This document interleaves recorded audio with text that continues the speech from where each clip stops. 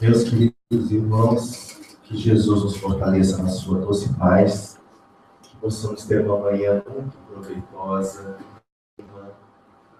de redobrada alegria daquilo que nós vivemos ontem. Então, essa manhã, ela já se inicia com uma alegria redobrada para todos nós. No livro Boa Nova, há uma passagem belíssima que retrata o encontro de Jesus com o sacerdote Hanan. Conta no 3º capítulo as primeiras pregações, Humberto de Campos e Montes, que Jesus estava sentado na escadaria do templo. E naquele momento, um grupo de sacerdotes conversavam, e um deles olha a figura majestosa de Jesus e fica muito interessado por aquele andarilho. Hanan se aproxima de Jesus e pergunta mais ou menos nestes termos: Galileu, que fazes pela cidade? E Jesus responde: venho fundar o reino de Deus na terra. Hanan fica curioso. Ele era o doutor da lei. Aquele peregrino não parecia ter absolutamente nenhuma importância social. E numa atitude prepotente, ele olha para Jesus e diz: reino de Deus, que pensas tu venha ser isso? E Jesus responde: o reino de Deus é a obra divina no coração dos homens. Obra? E porventura é possível erguer uma obra com fragmentos de lama? Porventura haveria algum príncipe ou algum potentado que lhe ajudaria nesse empreendimento? E Jesus responde: sacerdote, dos meus cooperadores virão de todos os lados. E aí o sacerdote redargue, dizendo: é verdade. Os idiotas e os estouvados estão por toda parte. E ainda, de uma forma petulante, pergunta Jesus: conheces Roma apenas? E Jesus responde: conheço o amor e a verdade. Mas tem conhecimento das leis do templo ou das leis romanas? E a resposta de Jesus é muito profunda. Ele diz: eu conheço a vontade do meu Pai. Então, ele perguntava de coisas tão materiais e tão superficiais para o espírito que conhecia a profundidade da verdade que só milhões, sei lá quantos anos, aquela criatura vai conhecer. E mesmo assim, estabeleceu para nós diretrizes nesses seus ensinamentos de como é que a gente pode alcançar cada vez mais o conhecimento e o sentimento da vontade de Deus, e conhecer o amor e a verdade, sentir o amor e a verdade.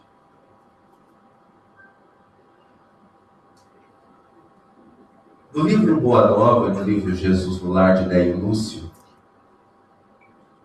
sempre colocava na obra uma característica interessante para nós observarmos.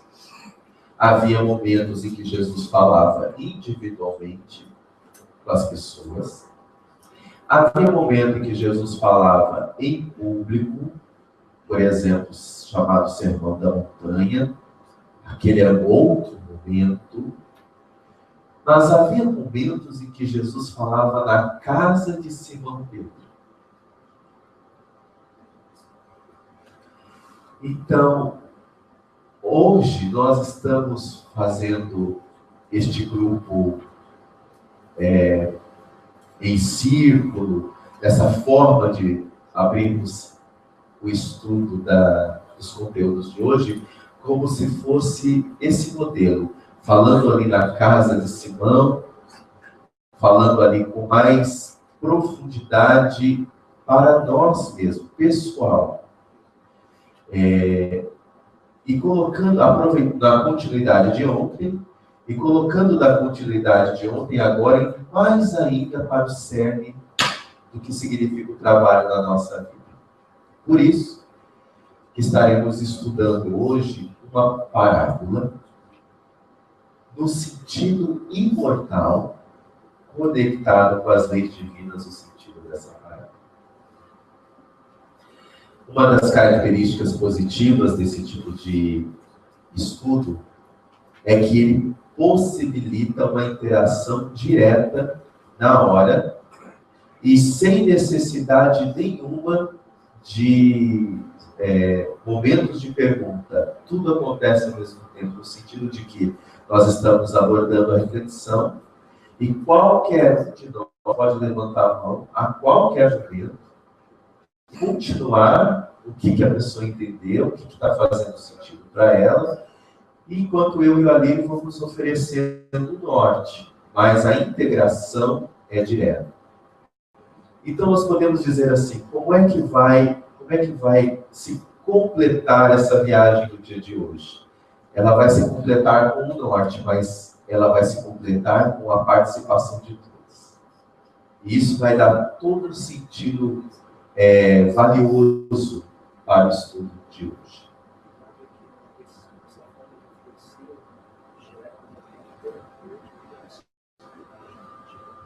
O Alírio está nos lembrando que essa forma reflexiva, ela gera imensamente um benefício terapêutico para nós, tomando o Evangelho de Jesus como grande alimento para as nossas vidas. Então, antes de nós iniciarmos esse estudo, como o Alírio disse ontem, são 4 versículos, mas nós vamos ver que esses 4 versículos, nós vamos ver que esses 5 versículos, eles realmente se desdobram. Nós preparamos aqui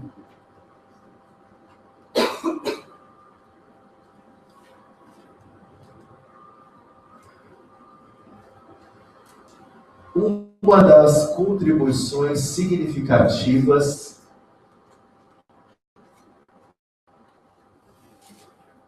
que Emmanuel, Joana de Ângeles já traziam há algum tempo atrás, nos conclamando a ter essa visão terapêutica das parábolas de Jesus e essa visão introspectiva do significado dos ensinos de Jesus.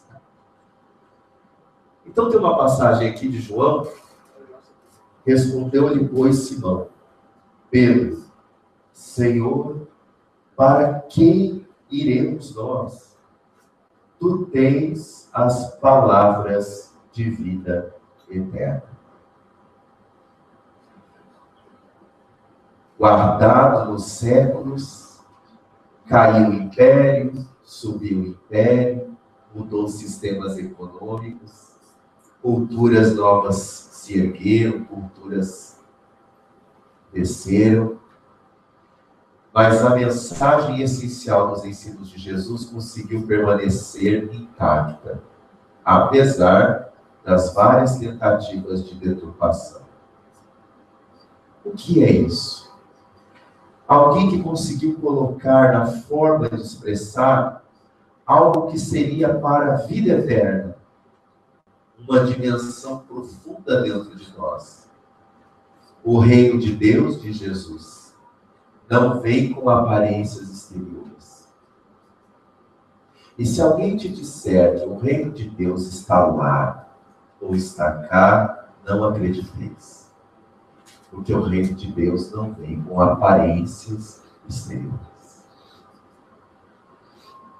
Todo o nosso jeito de lidar com a vida é um jeito desafiador, porque se nós pararmos para pensar, a nossa relação com a realidade objetiva, ela é muito voltada para o exterior. Nós ouvimos para fora, enxergamos para fora, nosso contato com as pessoas para fora. Ter um contato com a realidade de fora não precisa de muito esforço. A própria força do corpo, a própria estrutura psíquica nossa, nos coloca para entrar em contato para fora. Agora, para nós entrarmos em contato com a intimidade, com o interior, melhor dizendo, do ser, não se faz de qualquer jeito. É um processo muito mais intenso. Porque nesses painéis interiores, onde realmente está a realidade da nossa consciência, também está a forma como nós estruturamos conceitos e crenças sobre nós. E quanto mais nós vamos aprofundando nas parábolas do Evangelho de Jesus, nós vamos sendo convidados a desconstruir aquilo que não é verdadeiro, construir aquilo que é verdadeiro e reconstruir conceitos incompletos, ideias que não foram relativamente bem colocadas ainda.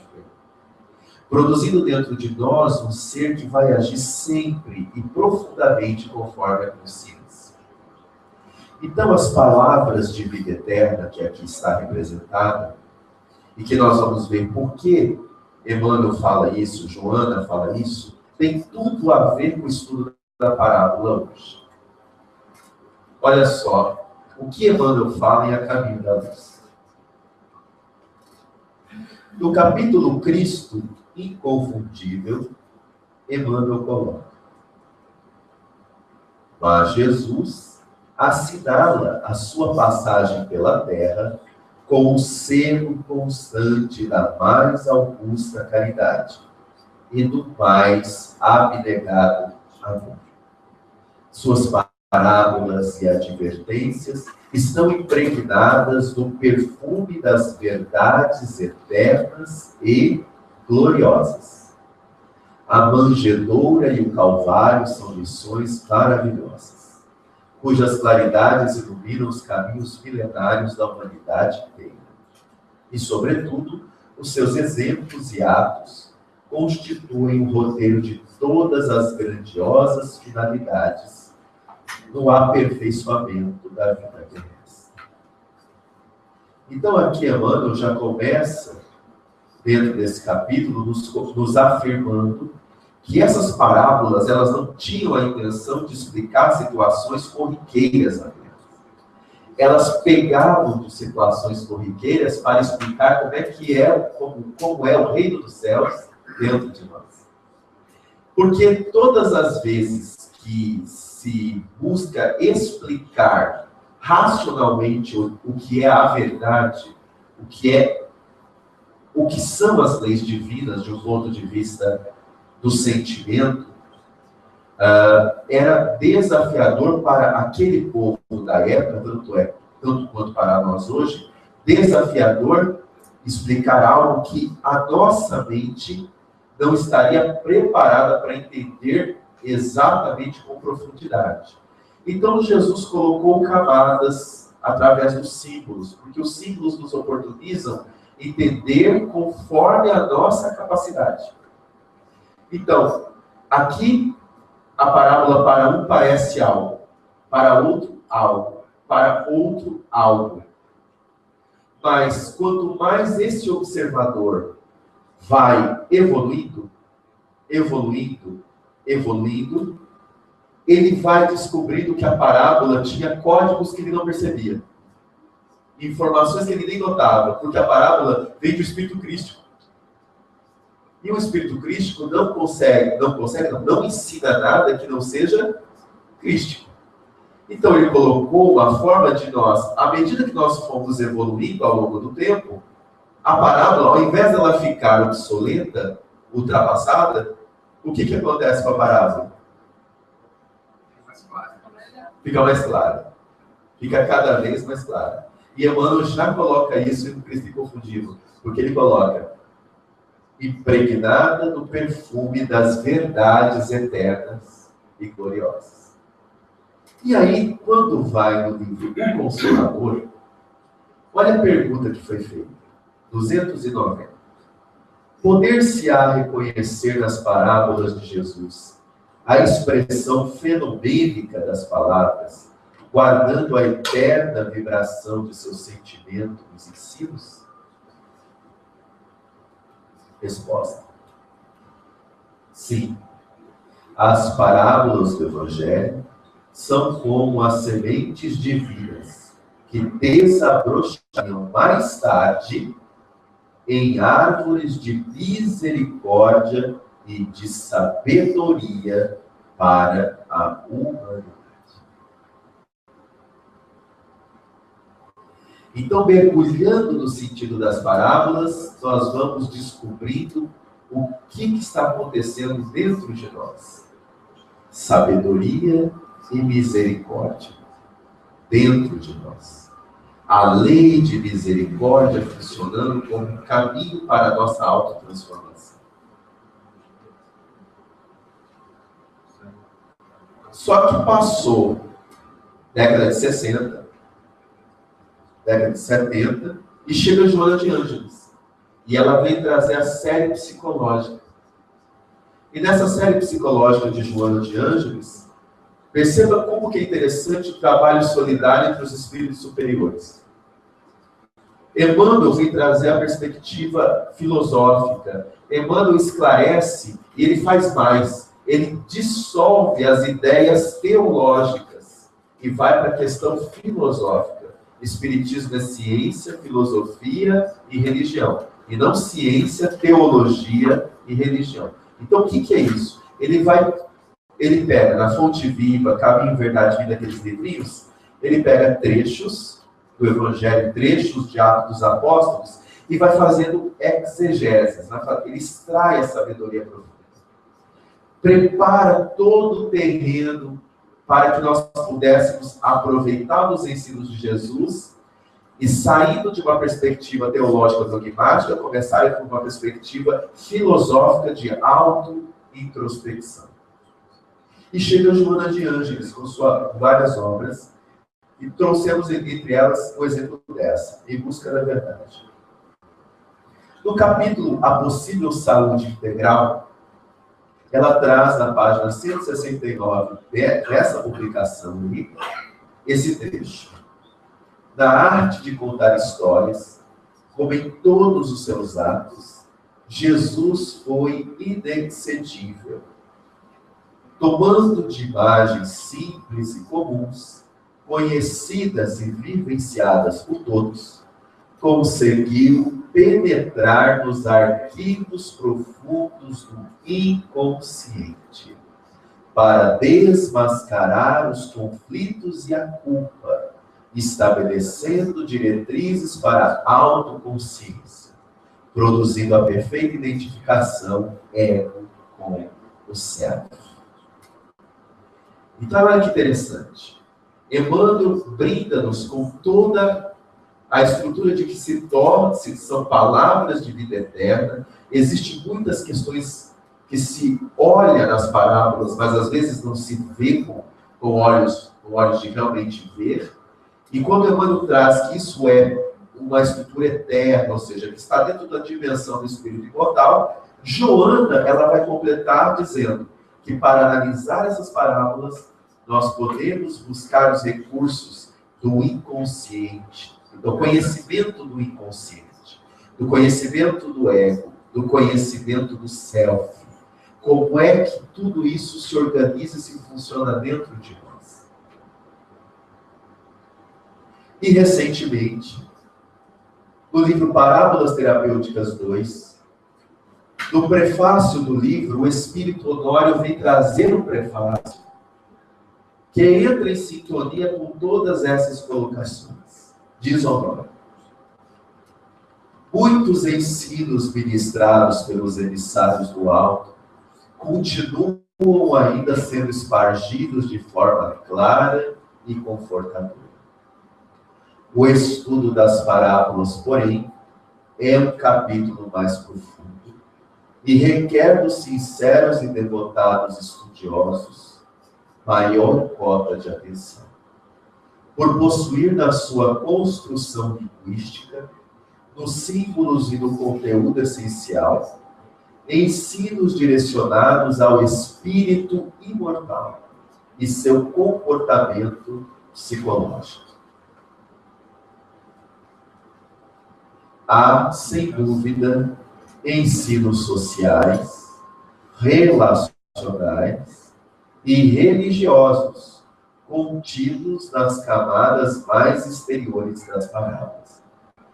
Pois, se assim podemos nos expressar, as parábolas são semelhantes à sequoia, que, cortada ao meio, revela uma série de camadas, desde a casca até o núcleo do tronco. E agora eu vou deixar com o nosso amigo. Nós temos a parábola das ovelhas, do pastor e das ovelhas. É uma parábola que vai ao encontro dessa última fala de Joana de Ângeles. E as parábolas do Evangelho de Jesus são profundamente psicológicas. Então, nós temos, no âmbito do projeto Espiritizar, estudado as parábolas dentro desse conceito, em que elas nos remetem a questões que estão, de alguma maneira, guardadas no nosso íntimo. E que nós somos convidados a despertar para essa realidade que nós chamamos de realidade essencial do ser. A linguagem analítica de Jung tem a ver com o nosso self. Na linguagem que nós utilizamos no projeto Espiritizar, é a linguagem que os benfeitores usam, várias referências ao chamado ser essencial. O ser essencial é a mesma coisa que o self de Jung, para quem tem conhecimento da questão psicológica. O ser essencial é o espírito na sua essência, mais profundo. Então, a parábola do pastor e das ovelhas é uma parábola que nos remete às chamadas virtudes essenciais do ser. As virtudes que nós trazemos já íncitas em nós. Da mesma forma que nós trazemos as leis divinas à nossa consciência, nós trazemos as virtudes que vão fazer com que nós acessemos as leis divinas. Só que essas virtudes, elas não estão prontas. Assim como as leis existem de forma latente, como sementes, sendo nós convidados a germinar essas sementes, da mesma forma as virtudes. São sementes divinas em nós. E esta parábola, que estudaremos na manhã de hoje, ela trata exatamente desse caminho consciencial para colocar essas sementes divinas para germinar e produzir os frutos. Como diz o mentor Emmanuel, essa semente que vai se transformar numa árvore cheia de frutos dentro de nós. Então, cada parábola tem um objetivo consciencial no ser. Então, nós temos trabalhado ao longo, é muito interessante, é só um parêntese, a história da exegese das parábolas dentro do projeto Espiritizar. Nós começamos as exegeses de forma intuitiva, ainda no início dos anos 2000. 2004, nós lançamos o primeiro livro espírita, que foi o Psicoterapia Luz do Evangelho de Jesus.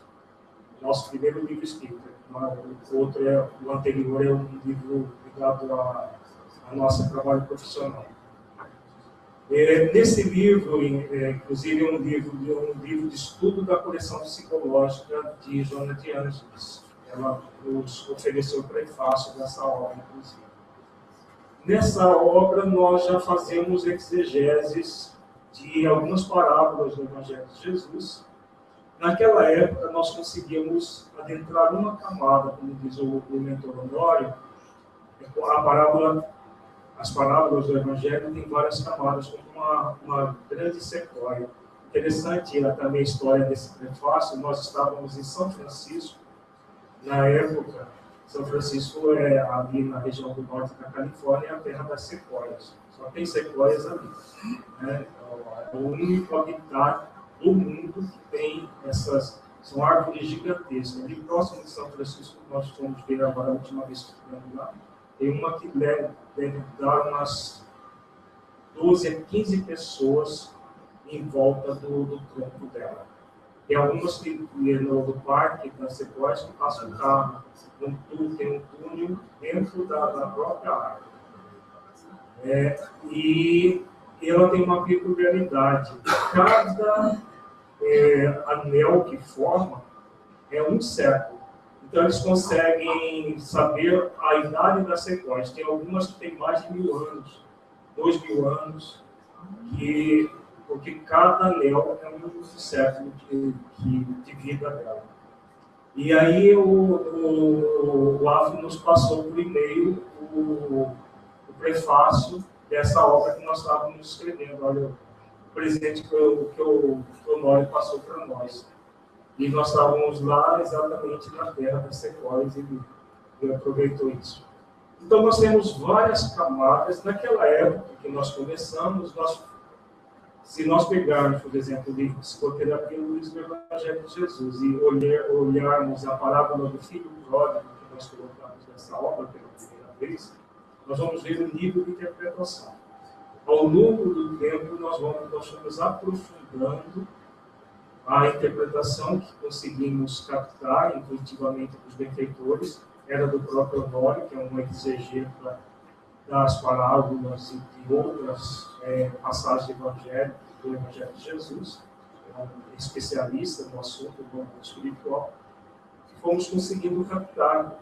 Nos últimos tempos, as partes mais enigmáticas das parábolas, ele começou a oferecer pela psicografia, porque a nossa capacidade ainda muito pequena não conseguia atender às intuições que ele nos oferecia.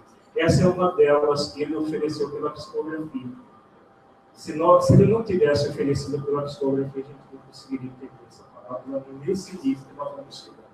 Porque a mesma intuição fica muito nebuloso de entender algumas questões que no mundo espiritual já se faz estudo dessas parábolas em níveis que talvez a humanidade só daqui a uns 1000 anos vai conseguir decodificar na crosta.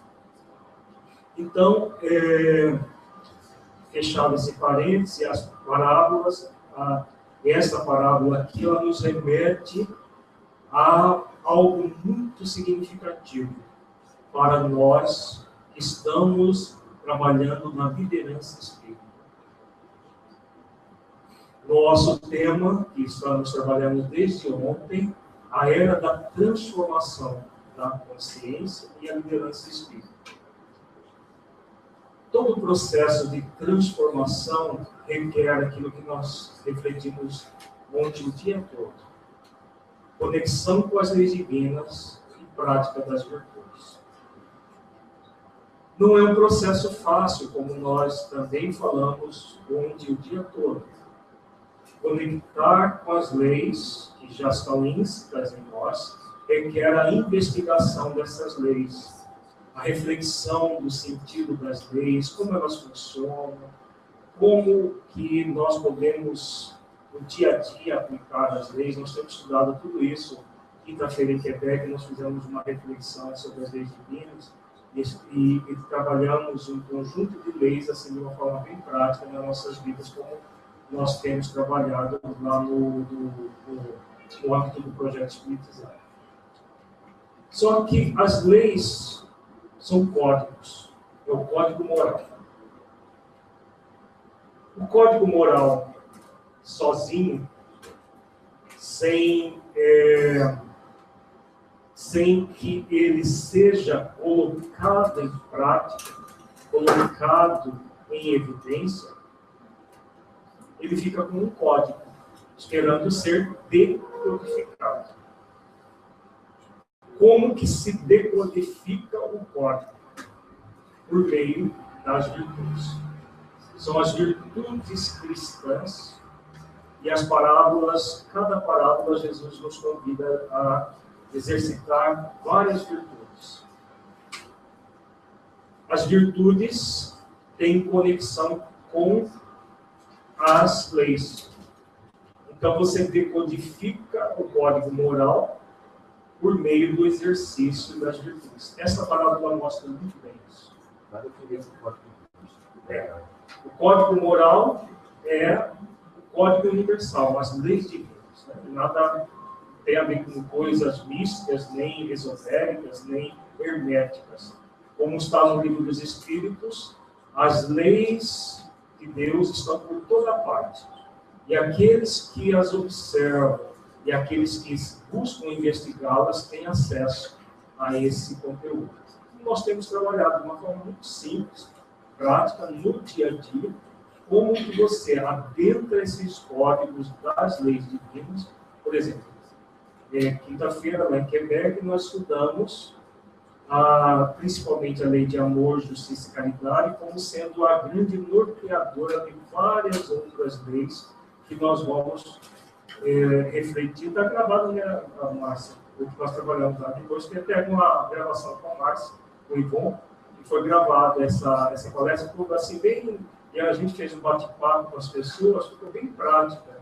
Foi quase 2 horas de trabalho, de refletindo essas leis, como funcionam, como que isso acontece na nossa vida. Então, essa parábola especificamente, ela trabalha isso. Vamos ver toda a parábola e depois nós passamos aí a gente vai desligar aqui o aparelho e nós vamos trabalhar de uma forma assim, mais informal tudo isso. Ela está em João, capítulo 1, versículos 1 a 5. Na verdade, vos digo que aquele que não entra pela porta no curral das ovelhas, mas sobe por outra parte, é ladrão e salteador. Aquele, porém, que entra pela porta é o pastor das ovelhas. A este o porteiro abre, e as ovelhas ouvem a sua voz, e chama pelo nome as suas ovelhas, e as traz para fora. E quando tira para fora as suas ovelhas, vai adiante delas, e as ovelhas o seguem, porque conhecem a sua voz. Mas de modo nenhum seguirão o estranho, antes fugirão dele, porque não conhecem a voz dos estranhos. Antes de fazer a exegese dos versículos, estudemos o significado dos símbolos transpessoais utilizados na parábola para facilitar a compreensão. Nós temos na parábola vários símbolos. Esses símbolos,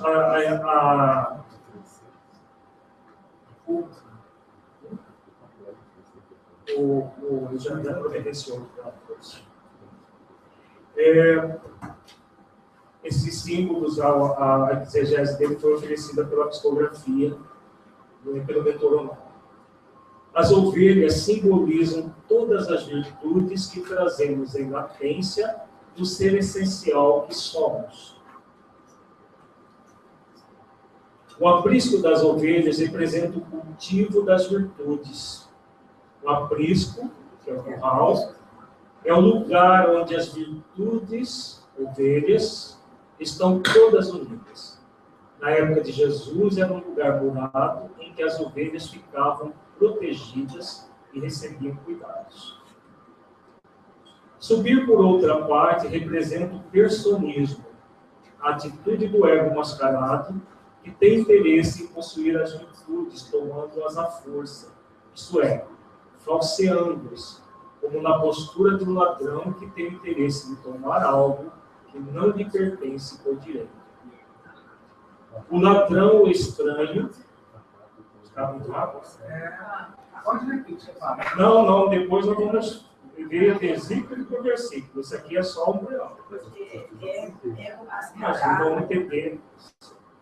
Podemos ficar calmos e nós vamos estudar, vamos voltar ponto por ponto, refletindo. Aqui é só uma leitura rápida, não é para ninguém decorar o conteúdo. Porque nós vamos ver ponto por ponto e tem umas cópias aqui, ó. Quem não tem ainda, por favor.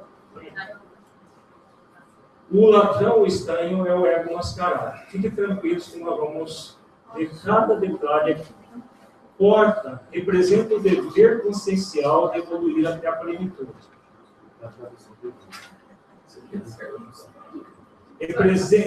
O pastor do rebanho representa o ser essencial, o Cristo interno, único capaz de guiar todas as virtudes e ser ouvido por elas.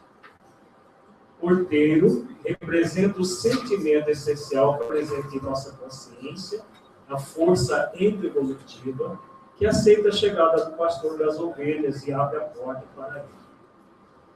Tá? Então, não preocupemos que nós vamos entrar em detalhes. Por quê? Uma das coisas que uma das questões que eu eu passei rápido de propósito, tá, gente? Porque uma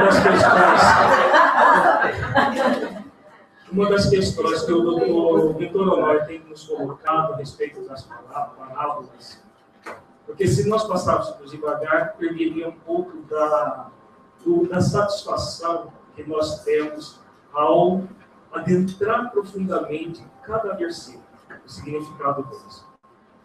Recentemente, nós estávamos preparando o encontro dos amigos do Projeto Espiritizar no mês de março deste ano, e nós fomos estudar, eu e o Afro, estudar uma parábola que nós apresentamos nesse encontro, que foi a parábola do chamado Bom Samaritano, e nós trabalhamos num outro contexto profundamente consciencial, que nós nunca tínhamos trabalhado.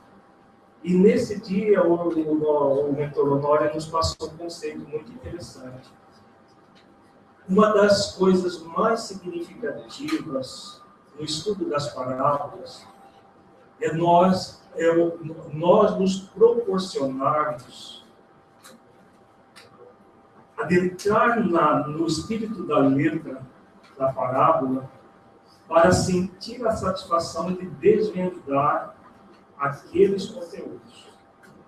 Porque o que estava acontecendo até um certo tempo? Ele passava pela psicografia, aí perde um pouco a magia, a gente, não é magia no sentido de mágico mesmo, deixa eu usar para outra palavra, essa aí ficou legal. Perde um pouco a satisfação, o prazer de você decodificar os conceitos, quando você faz sentido para você, aquilo cala fundo na alma. Quando você só vê o conceito de fora como uma... Isso, porque ele passava pela psicografia, pela psicofonia, e aí o que acontecia? Quando ele passa, fala, puxa, como que eu nunca pensei nisso?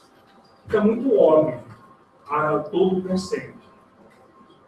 Nesse dia ele fez diferente conosco. Ele ficou ali, nos observando, e nós fomos juntos, eu e o Afro, refletindo algumas questões, e fomos refletindo toda a parábola, ele passou os conceitos básicos, mas nós fomos pegando ponto por ponto e refletindo. Ao final, só que ele corrigiu algumas questões que nós não tínhamos decodificado a contento. Mas ficou muito mais satisfatório compreender dessa forma. Por isso que eu passei de propósito muito rápido. Porque agora nós vamos pegar... Porque o Alírio queria, né, nós queríamos, entre aspas, que ele novamente desse os significados. E naquele dia ele não deu. Ficou só... Naquele dia, ele ficou só observando.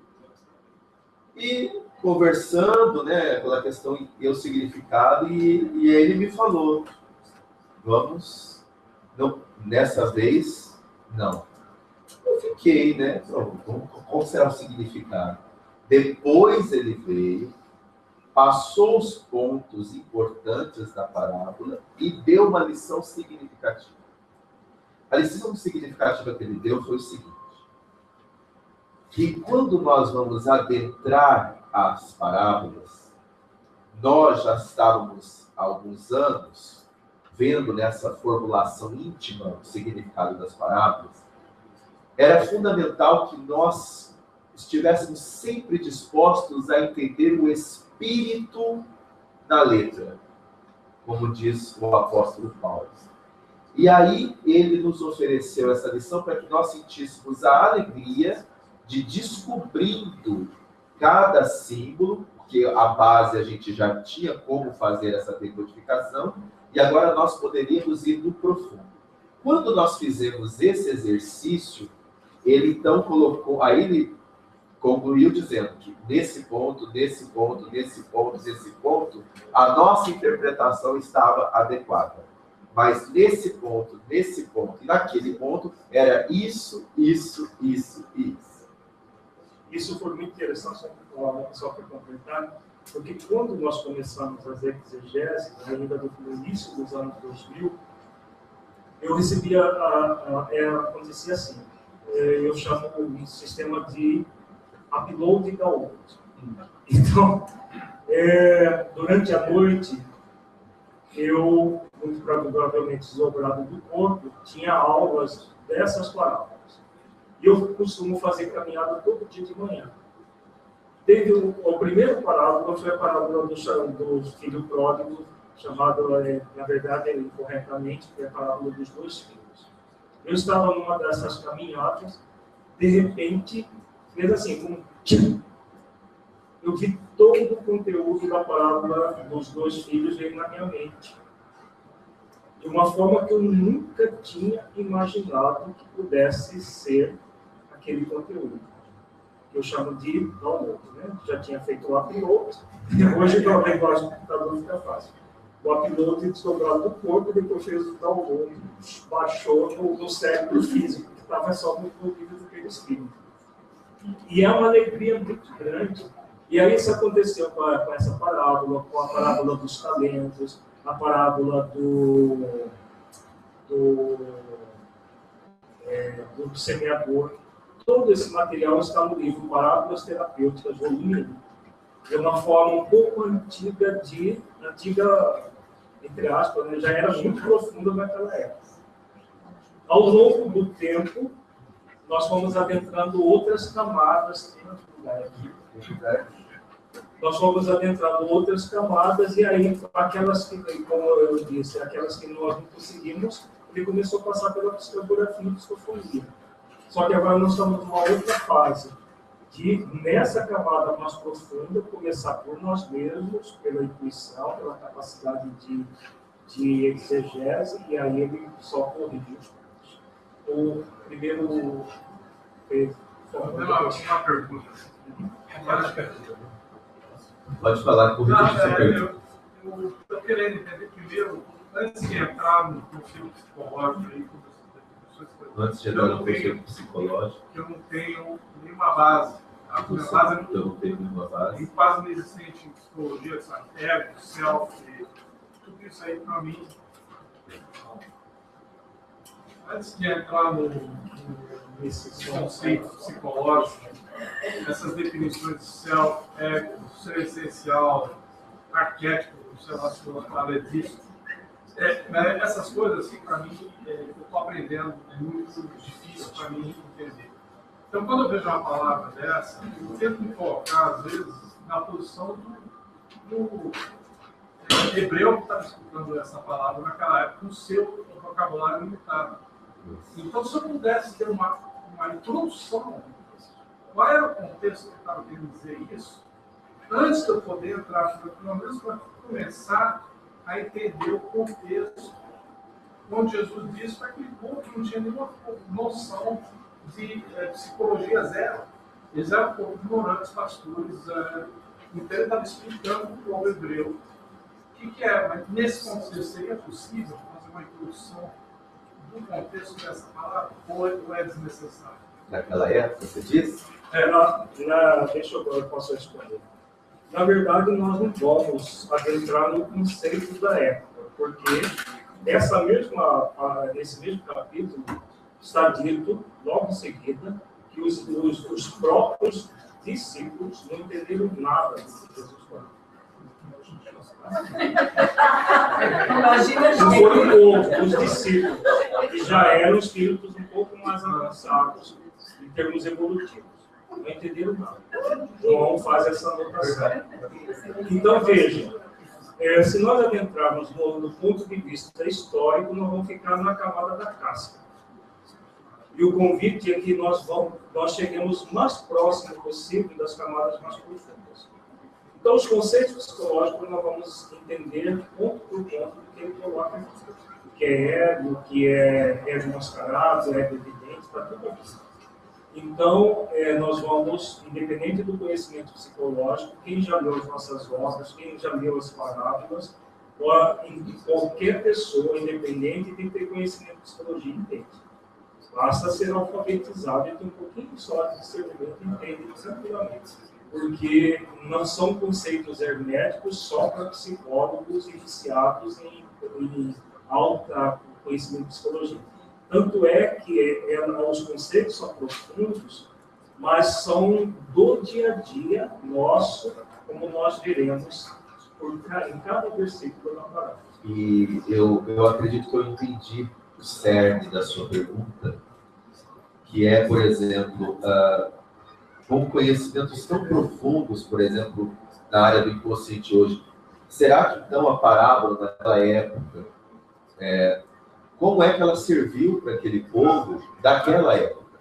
Né? Porque senão, aquele povo é para jogar uma semente na rocha. Em rocha. E aí, olha que interessante, no prefácio do Parábolas 2, Honório coloca, as parábolas são como camadas de uma sequoia. Ela tem explicação, ele coloca, social, ela tem explicação relacional, ela tem explicações.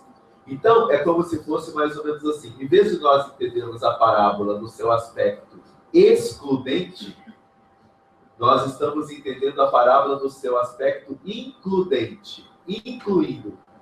Então, é por isso que é camada. Camada, ela não exclui nada. Ela só vai acrescentando algo que também funciona para aquilo, que também funciona para aquilo, que também funciona para aquilo. Só que tem um detalhe interessante da gente imaginar. Que aquele povo que ouviu as parábolas de Jesus daquela época,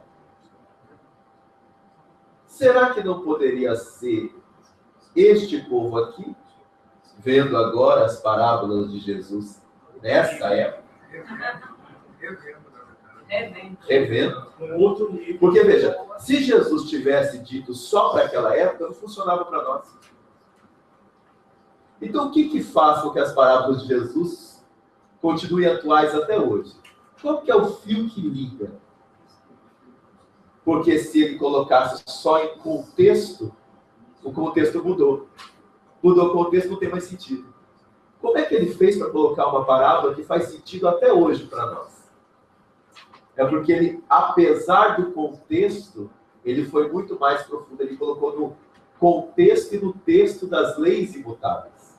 O espírito imortal. A base da essência foi se abrindo, não foi se excluindo. Fica claro agora? Porque o contexto do espírito imortal e o espírito imortal reencarna. Né? Quando nós observamos com olhos materialistas, muitas vezes Mas então, para aquele povo não serviu, porque eles ouviram as palavras, e no caso de Jesus, quem ouvia era impregnado do magnetismo do modelo e guia da humanidade. Então, mesmo que não entendesse, ficava ecoando. Cada fala dele ecoava dentro de nós, que estávamos encarnados naquela época, ou estávamos desencarnados, sentindo a sua psicosfera, e todas essas pessoas reencarnaram durante esses 2000 anos, estamos encarnando, estamos aprimorando, e hoje, como disse o Afro, nós estamos num outro nível de consciência capaz de adentrar camadas mais profundas. E é nesse contexto de hoje que nós vamos trabalhar, porque senão a gente vai ficar só na casca da sequoia. Você tem pergunta? Fazer a exegese? Podem levantar a mão, tá? A gente só estava querendo saber, gente, nós fazer a exegese, fazer a análise dessas camadas? Isso, exatamente. Ok. Muito obrigado.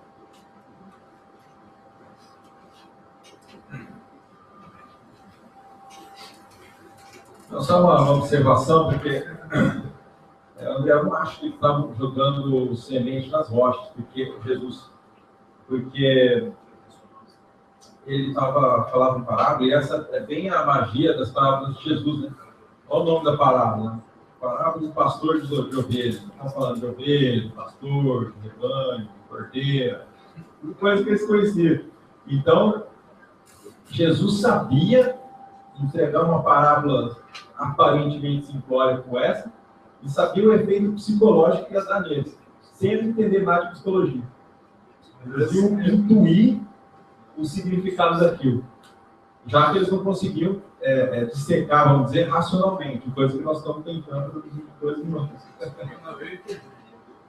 Por isso que eu falei. Por isso que eu usei a imagem de jogar semente na rocha, porque Jesus não ia fazer isso. Isso, exatamente. Não ia fazer isso, sabe? Por isso eu pergunto. Por que ele fez? Para aquele povo, para que serviu isso? Uhum. Se eu estou igual a ele. Assim, falou, não teve nada. Entendeu? Mas ficava ecoando na mente de cada um para que desabrochasse no momento próprio. Exato. No caso das parábolas, porque o essencial, ele falou para todas as épocas. Amar o próximo como a si mesmo, para todas as épocas, é perfeitamente inteligível. Fazer aos outros aquilo que gostaríamos que fosse feito a nós, em todas as épocas, é completamente inteligível. Sem falar também no fato que, na época,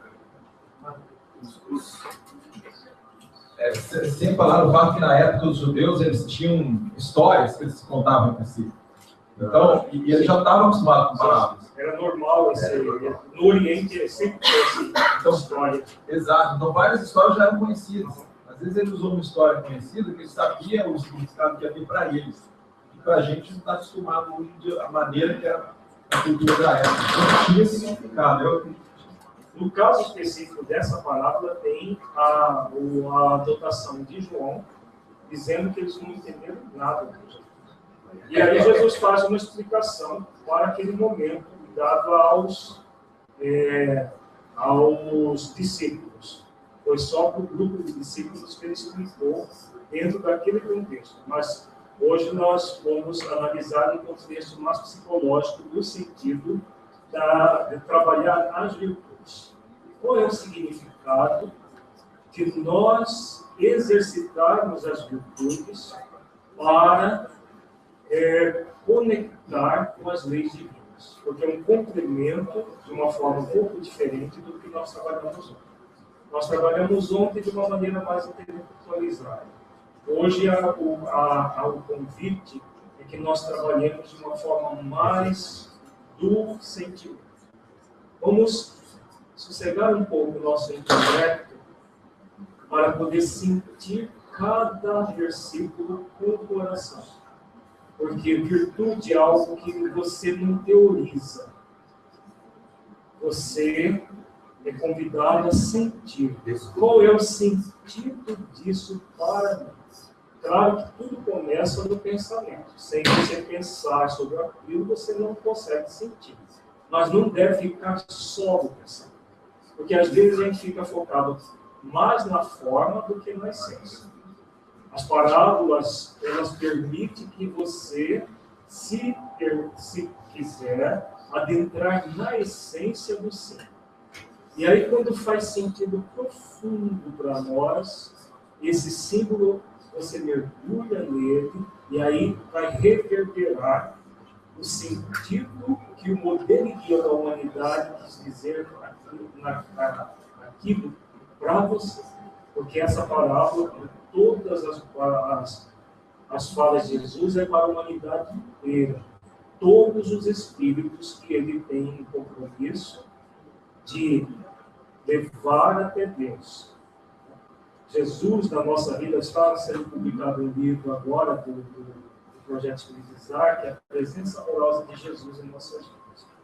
O objetivo dessa obra é para que nós nos situemos quem Jesus é. Aqui no Canadá eu sei que é meio complicado, né, falar isso por causa da ojeriza que a cultura tem com Jesus. Mas, independente da cultura, independente de qualquer questão, porque, na verdade, não é... As pessoas não são contra Jesus. Elas são contra os cristãos que usaram indevidamente a figura de Jesus. E aí, claro, transfere para Jesus aquilo que não é do Cristo.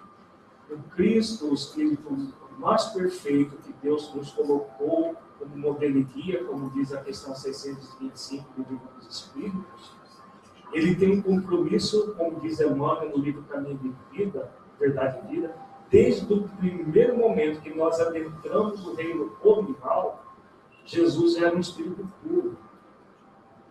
Veja o significado disso. E ele foi escolhido por Deus para nos levar daquele primeiro momento no reino animal, quando nós saímos do reino animal e entramos no reino animal, fomos entregues para Jesus nos cuidar até que nós nos tornemos espíritos puros.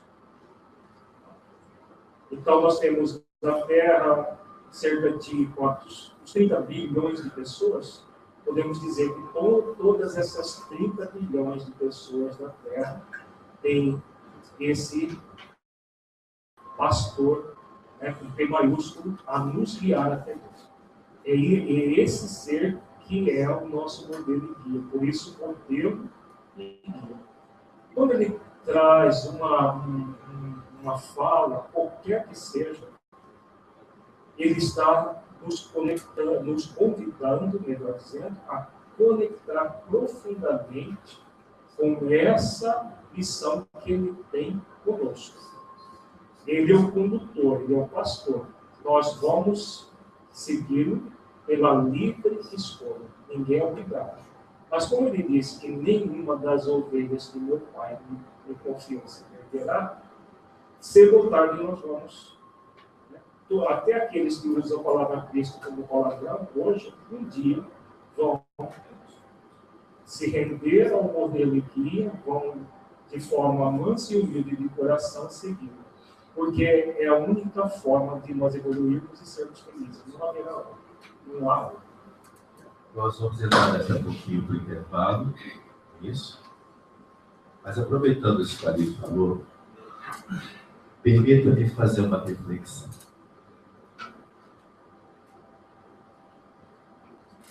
Vamos supor que todos nós agora estamos no ano 34 da era cristã, em Jerusalém. Todos nós. Um ano atrás, Jesus foi crucificado. Nós estamos no ano 34 da era cristã, em Jerusalém. E nós queremos falar sobre Jesus para as pessoas. O que vocês acham que estaria a situação naquele momento?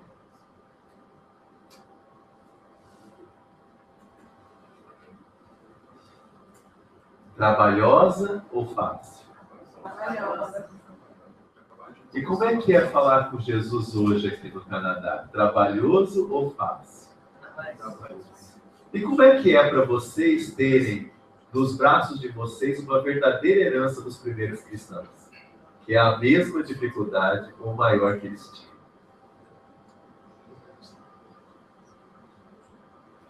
Quando eu digo herança, eu digo que, da mesma maneira que se nós tivéssemos no ano 34 em Jerusalém, falar de Jesus seria uma ojeriza para as pessoas, muitas delas. Não é isso que acontece hoje aqui no Canadá. Só que tem um detalhe específico, um detalhe muito específico. Naquela época, falar de Jesus era perigoso, poderia ser preso, poderia morrer. E amplie mais a questão. Naquela época, Jesus não tinha 2000 anos de fama. Ele era um ilustre desconhecido, ou um total desconhecido. Agora, o que é que fez com que aquelas pessoas não se intimidassem? Não tivessem medo? Não sentisse que aquilo não adiantaria? Fica para depois do intervalo. Vamos trabalhar.